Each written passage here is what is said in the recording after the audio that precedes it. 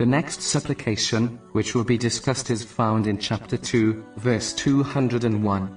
Our Lord, give us in this world that which is good, and in the hereafter that which is good, and protect us from the punishment of the fire. This supplication reminds Muslims of the importance of understanding that the material world is a bridge which connects one to the hereafter. It cannot be completely abandoned, as it must be crossed in order to reach the other side safely.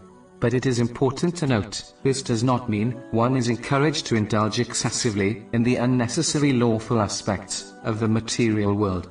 As good in this material world is not what society, fashion, culture, or people define as good.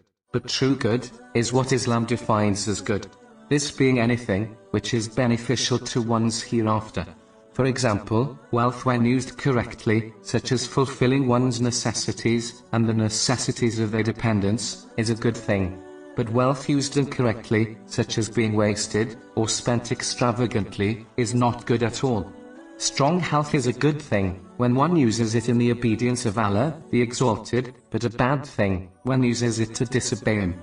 So one should remember that anything which is beneficial to one's hereafter is actually good, which has been indicated in this supplication.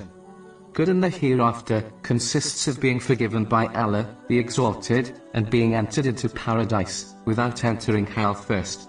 But one should support this verbal supplication practically by fulfilling the commands of Allah, the Exalted, refraining from His prohibitions, and being patient with destiny.